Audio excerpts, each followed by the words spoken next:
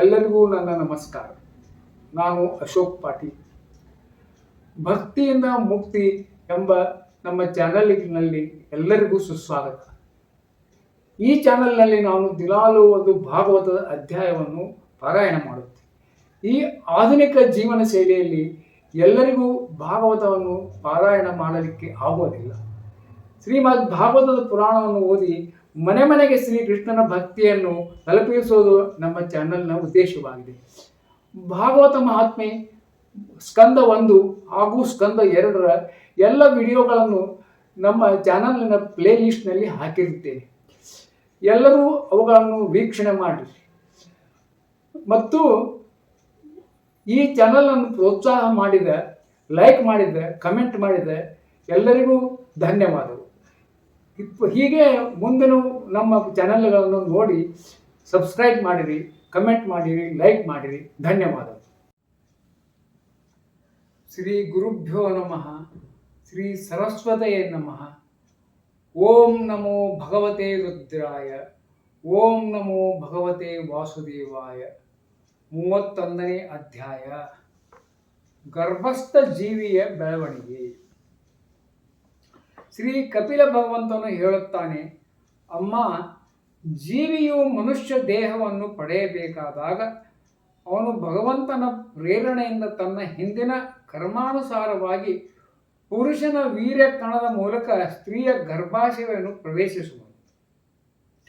ಅಲ್ಲಿ ಒಂದು ರಾತ್ರಿಯಲ್ಲಿ ಸ್ತ್ರೀಯ ರಜಸ್ಸಿನಲ್ಲಿ ಕಲೆತು ಕಲಲ ಎಂಬ ರೂಪವನ್ನು ತಾಳುವನು. 5 ರಾತ್ರಿಗಳಲ್ಲಿ ಬುದುಬ್ಬನಾಗಿ 10 ದಿನಗಳಲ್ಲಿ ಬೋರೆ ಹಣ್ಣಿನಂತೆ ಸ್ವಲ್ಪ ಗಟ್ಟಿಯಾಗುವನು. ಅನಂತರ ಮಾಂಸದ ಮುದ್ದೆಯು ಅಥವಾ ಮೊಟ್ಟೆಯಾಕಾರವನ್ನು ತಳೆಯುವನು. 1 ತಿಂಗಳಲ್ಲಿ ಅದರಲ್ಲೇ ಅವನ ತಲೆ ಏರ್ಪಡುವುದು. 2 ತಿಂಗಳಲ್ಲಿ ಕೈ ಕಾಲು ಮುಂತಾದ ಅವಯವಗಳು ವಿಭಾಗವಾಗುತ್ತವೆ. 3 ತಿಂಗಳಲ್ಲಿ ಉಗುರು, ಚರ್ಮ, ಎಲುಬು, ರೋಮ, ಹೆಣ್ಣು ಗಂಡು ಸೂಚಿಸುವ ಚಿಹ್ನೆ ಹಾಗೂ ಇತರ ಛಿದ್ರಗಳು ಉತ್ಪನ್ನವಾಗುತ್ತವೆ. 4 ತಿಂಗಳಲ್ಲಿ ಮಾಂಸವೇ ಮುಂತಾದ 7 ಧಾತುಗಳು ಉಂಟಾಗುವು. 5ನೇ ತಿಂಗಳಲ್ಲಿ ಹಸಿವು, ಬಾಯಾರಿಕೆಗಳು ಆಗತೊಡಗುತ್ತವೆ. 6ನೇ ತಿಂಗಳಲ್ಲಿ ಅದು ಗರ್ಭದ ಚೀಲದಿಂದ ಆವರಿಸಲ್ಪಟ್ಟು ಗರ್ಭಕೋಶದ ಬಲಭಾಗದಲ್ಲಿ ತಿರುಗುವುದು. ಆಗ ತಾಯಿ ತಿಂದಿರುವ ಅನ್ನ ನೀರುಗಳಿಂದ ಅದರ ಎಲ್ಲ ಧಾತುಗಳು ಪುಷ್ಟವಾಗತೊಡಗುವೆ. ಹಾಗೆಯೇ ಅದು ಕ್ರಿಮಿ, ಕೀಟ ಮುಂತಾದ ಜಂತುಗಳಿಗೆ ಉತ್ಪತ್ತಿ ಸ್ಥಾನವಾದ ಮಲಮೂತ್ರಗಳ ಹಳ್ಳದಲ್ಲಿ ಬಿದ್ದುಕೊಂಡಿರುವುದು. ಅದರ ದೇಹವು ತುಂಬಾ ಕೋಮಲವಾಗಿರುವುದರಿಂದ ಅಲ್ಲಿ ಹಸಿದ ಕ್ರಿಮಿಗಳು ಅದರ ಅಂಗಾಂಗಗಳನ್ನು ಕಚ್ಚುವವು. ಆ ಕ್ಲೇಶವನ್ನು ತಾಳಲಾರದೆ ಕ್ಷಣ ಕ್ಷಣಕ್ಕೂ ಮೂರ್ಛಿತನಾಗುವನು. ತಾಯಿಯು ತಿಂದಿರುವ ಕಹಿ, ಖಾರ, ಒಗರು, ಉಪ್ಪು, ಹುಡಿ ಮುಂತಾದ ತೀಕ್ಷ್ಣ ಪದಾರ್ಥಗಳ ಸ್ಪರ್ಶದಿಂದ ಅದರ ದೇಹಕ್ಕೆಲ್ಲ ಪೀಡೆ ಉಂಟಾಗುವುದು. ಆ ಜೀವಿಯು ತಾಯಿಯ ಗರ್ಭಾಶಯದಲ್ಲಿ ಗರ್ಭಚೀಲದಿಂದ ಮುಚ್ಚಲ್ಪಟ್ಟು ಕರುಳು ಬಳ್ಳಿಗಳಿಂದ ಸುತ್ತುವರಿಯಲ್ಪಟ್ಟಿರುತ್ತದೆ. ಅದು ಬೆನ್ನನ್ನು, ಕೊರಳನ್ನು ಕುಂಡಲಾಕಾರವಾಗಿ ಬಗ್ಗಿಸಿಕೊಂಡು ತಲೆಯು ಹೊಟ್ಟೆಯ ಕಡೆಗೆ ವಾಲಿರುತ್ತದೆ. ಅದು ಪಂಜರದಲ್ಲಿ ಸೆರೆ ಸಿಕ್ಕಿದ ಹಕ್ಕಿಯಂತೆ ಪರಾಧೀನವಾಗಿ ತನ್ನ ಅಂಗಾಂಗಗಳನ್ನು ಆಡಿಸುವುದಕ್ಕೂ ಅಸಮರ್ಥವಾಗಿರುತ್ತದೆ. ಆಗಲೇ ಅದೃಷ್ಟದ ಪ್ರೇರಣೆಯಿಂದ ಅದಕ್ಕೆ ಸ್ಮರಣ ಶಕ್ತಿಯು ಉಂಟಾಗುತ್ತದೆ. ಆಗ ತನ್ನ 100 ಜನ್ಮಗಳ ಕರ್ಮಗಳು ನೆನಪಾಗಿ ಪಶ್ಚಾತ್ತಾಪದಿಂದ ನಿಟ್ಟುಸಿರು ಬಿಡುತ್ತಾನೆ. ಅಂತಹ ಸ್ಥಿತಿಯಲ್ಲಿ ಅದಕ್ಕೆ ನೆಮ್ಮದಿಯಾದರೂ ಹೇಗೆ ತಾನೇ ದೊರೆಯಬಲ್ಲದು? 7ನೇ ತಿಂಗಳು ಪ್ರಾರಂಭವಾದಾಗಿನಿಂದ ಅದಕ್ಕೆ ಜ್ಞಾನ ಶಕ್ತಿಯು ಉಂಟಾಗುವುದು. ಆದರೆ ಪ್ರಸೂತಿ ವಾಯುವಿನಿಂದ ಅತ್ತ ಇತ್ತ ಕದಲಿಸಲ್ಪಡುತ್ತಾ ಅದೇ ಹೊಟ್ಟೆಯಲ್ಲಿ ಹುಟ್ಟಿಕೊಂಡು ಮಲದ ಕ್ರಿಮಿಯಂತೆ ಒಂದೆಡೆಯಲ್ಲಿ ನಿಲ್ಲದೆ ಅಲ್ಲಿಯೇ ಚಲಿಸುತ್ತಿರುತ್ತದೆ. ಆಗ ಸಪ್ತ ಧಾತುಗಳಿಂದ ಸ್ಥೂಲ ಶರೀರದಲ್ಲಿ ಬಂಧಿತನಾದ ಆ ದೇಹಾತ್ಮದರ್ಶಿ ಜೀವವು ಅತ್ಯಂತ ಭಯಭೀತನಾಗಿ ದೀನವಾಣಿಯಿಂದ ಪರಮಾತ್ಮನ ಕೃಪೆಯನ್ನು ಯಾಚಿಸುವುದು. ತನ್ನನ್ನು ಆ ತಾಯಿಯ ಗರ್ಭವಾಸಕ್ಕೆ ಸೇರಿಸಿದ ಸ್ವಾಮಿಯನ್ನು ಕೈ ಜೋಡಿಸಿಕೊಂಡು ಹೀಗೆ ಸ್ತುತಿಸುವನು. ಜೀವವು ಹೇಳುತ್ತದೆ, ಪ್ರಭೋ, ನಾನು ತುಂಬ ಅಧಮನಾಗಿರುವೆ. ಭಗವಂತನು ಕೊಟ್ಟಿರುವ ಈ ಗತಿಯು ನನಗೆ ಯೋಗ್ಯವೇ ಆಗಿದೆ. ಅವನು ಶರಣು ಬಂದಿರುವ ನಶ್ವರ ಜಗತ್ತಿನ ರಕ್ಷಣೆಗಾಗಿ ಅನೇಕ ವಿಧದ ರೂಪಗಳನ್ನು ಧರಿಸುತ್ತಾನೆ. ಆದ್ದರಿಂದ ನಾನೂ ಕೂಡ ಭೂತಲದಲ್ಲಿ ವಿಚರಣ ಮಾಡುವ ಅವನ ನಿರ್ಭಯ ಚರಣಾರವಿಂದಗಳಲ್ಲಿ ಶರಣಾಗಿರುವೆ. ನಾನು ನನ್ನ ಕರ್ಮವಾಸನೆಯಿಂದ ಬಂಧಿತನಾಗಿದ್ದೇನೆ. ಅಲ್ಲದೆ ಭೂತ ಇಂದ್ರಿಯಗಳಿಗೆ ಆಶ್ರಯವಾಗಿರುವ ದೇಹರೂಪಿ ಮಾಯೆಯನ್ನು ಆಶ್ರಯಿಸಿದ್ದೇನೆ. ನನ್ನ ಪರಿತಪ್ತ ಹೃದಯದಲ್ಲಿಯೇ ನೀನು ಇದ್ದರೂ ನಿನ್ನ ಸ್ವರೂಪವು ಶುದ್ಧವೂ ಅವಿಕಾರಿಯೂ ಅಖಂಡ ಜ್ಞಾನ ಸ್ವರೂಪವೂ ಆಗಿದೆ. ಅಂತಹ ಪರಮಪುರುಷರಿಗೆ ನಾನು ನಮಸ್ಕರಿಸುತ್ತೇನೆ. ನಾನು ವಾಸ್ತವವಾಗಿ ಶರೀರಾದಿಗಳಿಂದ ರಹಿತನಾಗಿದ್ದರೂ ನೋಡಲು ಪಾಂಚಭೌತಿಕ ಶರೀರದಿಂದ ಬಂಧನಾಗಿದ್ದೇನೆ. ಇದರಿಂದ ಇಂದ್ರಿಯ ಗುಣ, ಶಬ್ದಾದಿ ವಿಷಯ ಮತ್ತು ಚಿದಾಭಾಸ ಅಹಂಕಾರ ರೂಪನಾಗಿ ತಿಳಿಯಲ್ಪಡುತ್ತೇನೆ. ಆದ್ದರಿಂದ ಈ ಶರೀರಾದಿ ಆವರಣಗಳಿಂದ ಯಾರ ಮಹಿಮೆಯು ಮುಚ್ಚಲ್ಪಟ್ಟಿಲ್ಲವೋ ಆ ಪ್ರಕೃತಿ ಮತ್ತು ಪುರುಷರ ನಿಯಾಮಕನೂ ಸರ್ವಜ್ಞನೂ ಆದ ಪರಮ ಪುರುಷನನ್ನು ನಾನು ವಂದಿಸುತ್ತಿದ್ದೇನೆ.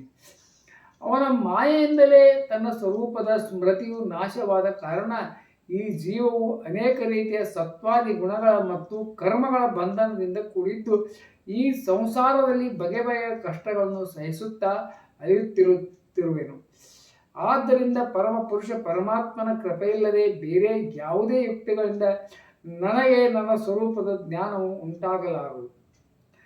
ನನಗೆ ಉಂಟಾದ ತ್ರೈಕಾಲಿಕ ಜ್ಞಾನವು ಆತನು ದಯಪಾಲಿಸುವುದೇ ಆಗಿದೆ. ಆತನಲ್ಲದೆ ಬೇರೆ ಯಾರು ತಾನೇ ಇವನ್ನು ಕೊಡಬಲ್ಲರು? ಸ್ಥಾವರ ಜಂಗಮ ರೂಪವಾದ ಸಮಸ್ತ ಪ್ರಾಣಿಗಳಲ್ಲಿಯೂ ಅವನೊಬ್ಬನೇ ಅಂತರ್ಯಾಮಿಯಾದ ರೂಪವಾದ ಅಂಶದಿಂದ ನೆಲೆಸಿರುವವನು. ಆದುದರಿಂದ ಜೀವಿಗಳ ಕರ್ಮ ಮಾರ್ಗವನ್ನು ಅನುಸರಿಸುತ್ತಿರುವ ನಾನು ತ್ರಿವಿಧ ತಾಪಗಳ ಶಮನಕ್ಕಾಗಿ ಆತ್ಮನನ್ನೇ ಬಯಸಿಸುತ್ತೇನೆ. ಓ ಭಗವಂತ, ಈ ದೇಹಧಾರಿಯಾದ ಜೀವನು ಮತ್ತೊಂದು ತಾಯಿಯ ದೇಹದಲ್ಲಿ ಮಲ, ಮೂತ್ರ, ರಕ್ತ ಇವುಗಳ ಮಡುವಿನಲ್ಲಿ ಬಿದ್ದಿರುವವು.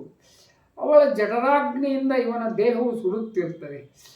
ಇಲ್ಲಿಂದ ಯಾವಾಗ ಹೊರಬಿದ್ದೇನೋ ಎಂದು ತಿಂಗಳುಗಳನ್ನು ಎಣಿಸುತ್ತಿರುವವು. ಭಗವಂತ, ಈ ದೀನನು ಯಾವಾಗ ಇಲ್ಲಿ ಹೊರ ಬರುವೆನೋ ತಿಳಿಯದಾಗಿದೆ. ಸ್ವಾಮಿಯೇ, ನೀನು ಪರಮದಯಾಳು ಆಗಿರುವೆ. ನಿನ್ನಂತಹ ಉದಾರಿಯಾದ ಪ್ರಭುವೆ ಈ 10 ತಿಂಗಳ ಜೀವಕ್ಕೆ ಈ ಉತ್ಕೃಷ್ಟವಾದ ಜ್ಞಾನವನ್ನು ಕೊಟ್ಟಿರುವೆ. ಓ ದೀನ ಬಂಧು, ನಿನಗೆ ಕೈ ಜೋಡಿಸುತ್ತೇನೆ. ಇಷ್ಟರಿಂದಲೇ ಪ್ರಸನ್ನನಾಗು. ಏಕೆಂದರೆ ಇದಲ್ಲದೆ ನೀನು ಮಾಡಿದ ಉಪಕಾರವನ್ನು ಯಾರಾದರೂ ಹೇಗೆ ತೀರಿಸಬಲ್ಲರು? ಪ್ರಭುವೆ, ಪ್ರಪಂಚದ ಈ ಪಶು, ಪಕ್ಷಿ ಮುಂತಾದ ಬೇರೆ ಜೀವರಾದರೂ ತಮ್ಮ ಮೂಢ ಬುದ್ಧಿಗನುಸಾರವಾಗಿ ತಮ್ಮ ಶರೀರದಲ್ಲಾಗುವ ಸುಖ ದುಃಖಾದಿಗಳನ್ನೇ ಅನುಭವಿಸುತ್ತಿರುತ್ತಾರೆ. ಆದರೆ ನಾನಾದರೂ ನಿನ್ನ ಕೃಪೆಯಿಂದ ಶಮ ದಮಾದಿ ಸಾಧನ ಸಂಪನ್ನ ಶರೀರದಿಂದ ಕೂಡಿರುವುದು. ಆದ್ದರಿಂದ ನೀನು ಕೊಟ್ಟಿರುವ ವಿವೇಕದಿಂದ ಕೂಡಿದ ಬುದ್ಧಿಯಿಂದ ಪುರಾಣ ಪುರುಷನಾದ ನಿನ್ನನ್ನು ನನ್ನ ಶರೀರದ ಹೊರಗೂ ಹೃದಯದ ಒಳಗೂ ಆತ್ಮ ಚೈತನ್ಯ ಸ್ವರೂಪದಂತೆ ಪ್ರತ್ಯಕ್ಷವಾಗಿ ಅನುಭವಿಸುತ್ತಿದ್ದೇನೆ. ಶ್ರೀ ಭಗವಂತನೇ, ಅತ್ಯಂತ ದುಃಖದಿಂದ ತುಂಬಿರುವ ಈ ಗರ್ಭಾಶಯದಲ್ಲಿ ನಾನು ಬಹು ಕಷ್ಟದಿಂದ ಇದ್ದರೂ ಇದರಿಂದ ಹೊರಬಂದು ಸಂಸಾರಮಯವಾದ ಕತ್ತಲೆಯ ಬಾವಿಯಲ್ಲಿ ಬೀಳಲು ಖಂಡಿತವಾಗಿ ನನಗೆ ಇಷ್ಟವಿಲ್ಲ. ಏಕೆಂದರೆ ಅಲ್ಲಿಗೆ ಹೋಗುವ ಜೀವರನ್ನು ನಿನ್ನ ಮಾಯೆಯ ಶಕ್ತಿಯು ಆವರಿಸಿಬಿಡುತ್ತದೆ. ಇದರಿಂದ ಅವನಿಗೆ ಶರೀರದಲ್ಲಿ ಅಹಂ ಬುದ್ಧಿಯು ಉಂಟಾಗುತ್ತದೆ.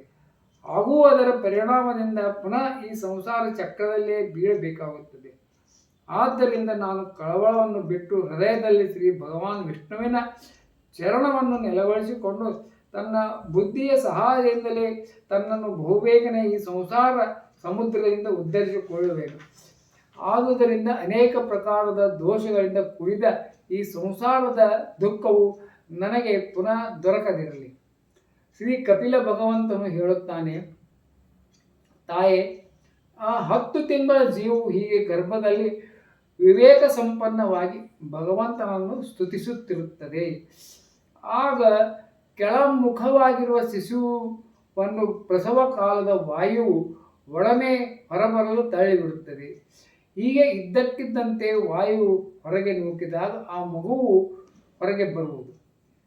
ಆಗ ಅದರ ಶ್ವಾಸಗತಿಯು ತಡೆಯಲ್ಪಟ್ಟು ಹಿಂದಿನ ಸ್ಮೃತಿಯು ಕಳೆದು ಹೋಗುವುದು. ತಾಯಿಯ ರಕ್ತ ಮತ್ತು ಮೂತ್ರಗಳೊಡನೆ ಭೂಮಿಯ ಮೇಲೆ ಬಿದ್ದ ಆ ಶಿಶುವು ಮಲದ ಹುಳದಂತೆ ವಿಲವಿಲನೆ ಚಡಪಡಿಸುವುದು.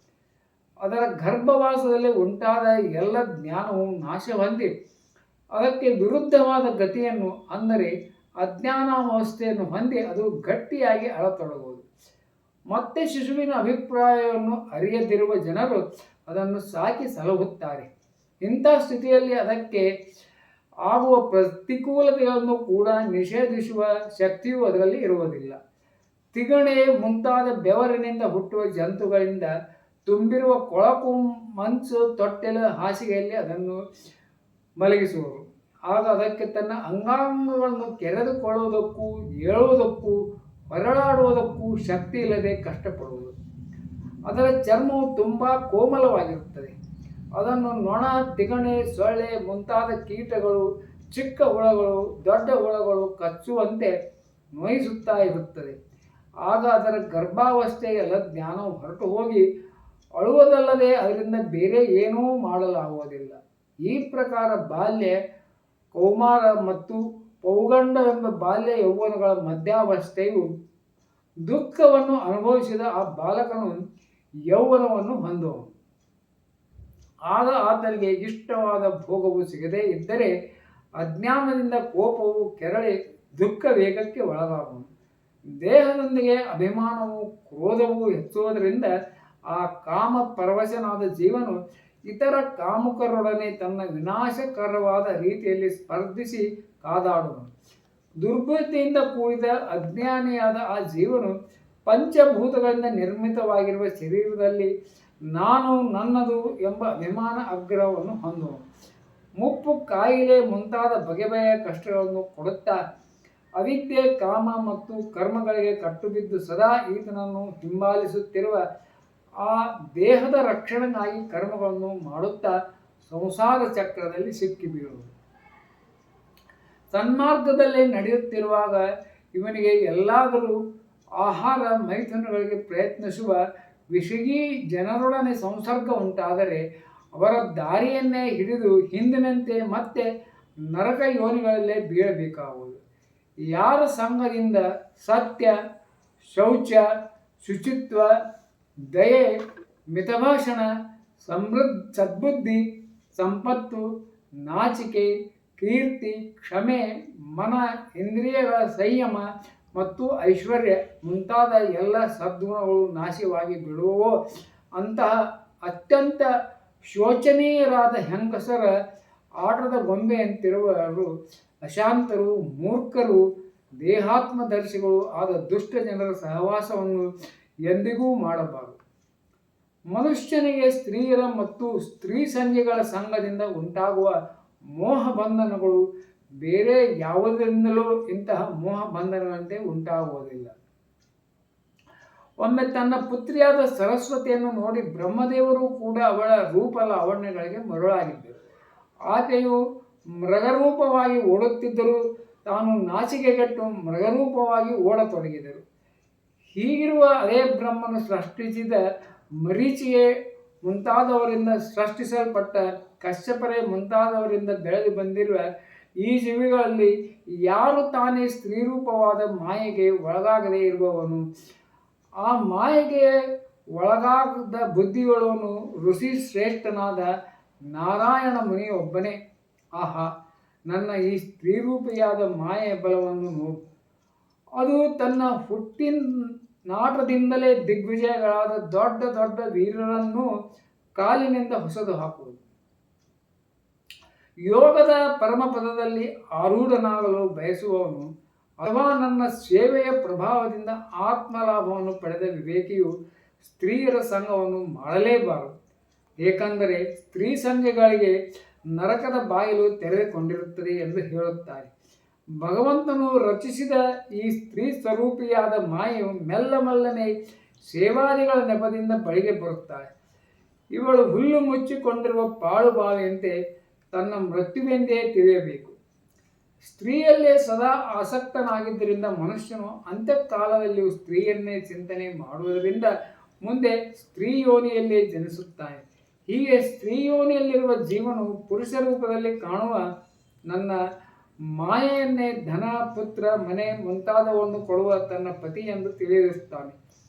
ವ್ಯಾಧನ ಕಿವಿಗಿಂಪಾದ ಹಾಡನ್ನು ಕೇಳಿದ ಬಡಪಾಯಿ ಪಶುಪಕ್ಷಿಗಳು ಮೋಸ ಹೋಗಿ ಬಲೆಯಲ್ಲಿ ಸಿಕ್ಕು ಬಿದ್ದು ತಮ್ಮ ನಾಶಕ್ಕೆ ಕಾರಣವಾಗುವಂತೆ ಆ ಜೀವನು ಪುತ್ರ, ಪತಿ, ಗ್ರಹಾದಿಗಳು ವಿಧಾತನು ನಿಶ್ಚಯಿಸಿದ ತನ್ನ ಮೃತ್ಯುವೆಂದೇ ತಿಳಿಯಬೇಕು.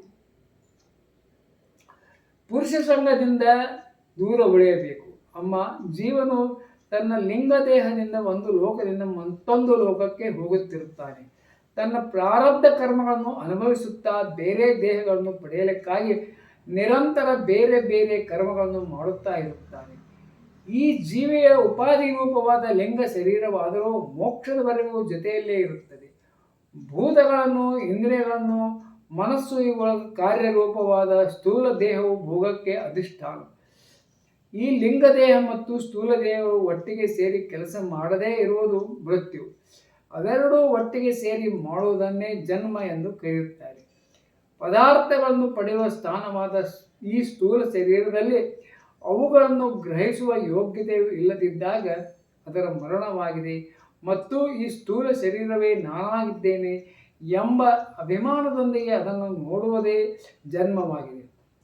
ಕಣ್ಣುಗಳಲ್ಲಿ ಯಾವುದೋ ದೋಷದಿಂದ ರೂಪಾದಿಗಳನ್ನು ನೋಡುವ ಯೋಗ್ಯತೆಯು ಇಲ್ಲದಿದ್ದಾಗ ಅದರಲ್ಲಿರುವ ಚಕ್ಷುರಿಂದ್ರಿಯ ರೂಪವನ್ನು ನೋಡಲು ಅಸಮರ್ಥವಾಗುತ್ತದೆ. ಕಣ್ಣು ಮತ್ತು ಅದರಲ್ಲಿರುವ ಇಂದ್ರಿಯ ಇವೆರಡರೂ ರೂಪವನ್ನು ನೋಡಲು ಅಸಮರ್ಥವಾಗುತ್ತದೆ. ಹೀಗೆ ಅಸಮರ್ಥವಾದಾಗ ಇವೆರಡರ ಸಾಕ್ಷಿಯಾದ ಜೀವನದಲ್ಲಿಯೂ ಆ ಯೋಗ್ಯತೆ ಉಳಿಯುವುದಿಲ್ಲ. ಆದ್ದರಿಂದ ಮುಮುಕ್ಷನಾದವನು ಮರಣಕ್ಕೆ ಭಯಪಡಬಾರದು, ಜೀವನಕ್ಕಾಗಿ ದೀನನಾಗಬಾರದು ಅಥವಾ ಮೋಹಿತನಾಗಬಾರದು. ಅವನು ಜೀವಿಯ ಸ್ವರೂಪವನ್ನು ಅರಿತುಕೊಂಡು ಧೈರ್ಯವಾಗಿ ನಿಸ್ಸಂಗ ಭಾವದಿಂದ ವಿಚರಿಸುತ್ತಿರಬೇಕು. ಈ ಮಾಯೆ ಸಂಸಾರದಲ್ಲಿ ಯೋಗ ವೈರಾಗ್ಯಗಳಿಂದ ಕೂಡಿದ ಸಮ್ಯಕ್ ಜ್ಞಾನಮಯ ಬುದ್ಧಿಯಿಂದ ಶರೀರವು ಗಿರಿವಿ ಇಟ್ಟಿರುವಂತೆ ತಿಳಿದು ಅದರ ಕುರಿತು ಅನಾಸಕ್ತನಾಗಿದ್ದುಕೊಂಡು ವಿಚಾರಿಸುತ್ತಿರಬೇಕು. 31ನೇ ಅಧ್ಯಾಯ ಮುಗಿತು. ಇತಿ ಶ್ರೀಮದ್ ಭಾಗವತ ಮಹಾಪುರಾಣೆ ಪರಮಹಂಸ ಸಂಹಿತಾಯ ತೃತೀಯ ಸ್ಕಂದೆ ಕಪಿಲಯೋಪಾಖ್ಯಾನೆ ಜೀವನ್ ಗತಿರ್ನಾಮ 31ೋಧ್ಯಾಯ. ಈ ವಿಡಿಯೋವನ್ನು ಕೊನೆ ತನಕ ನೋಡಿದ್ದಕ್ಕೆ ಧನ್ಯವಾದಗಳು. ಹೀಗೆ ನಮ್ಮ ವಿಡಿಯೋಗಳನ್ನು ವೀಕ್ಷಿಸಿರಿ. ಕಮೆಂಟ್ ಬಾಕ್ಸ್ನಲ್ಲಿ ಹರೇ ಕೃಷ್ಣ ಅಥವಾ ರಾಧೆ ರಾಧೆ ಅಂತ ಕಮೆಂಟ್ ಮಾಡಿರಿ. ಧನ್ಯವಾದಗಳು.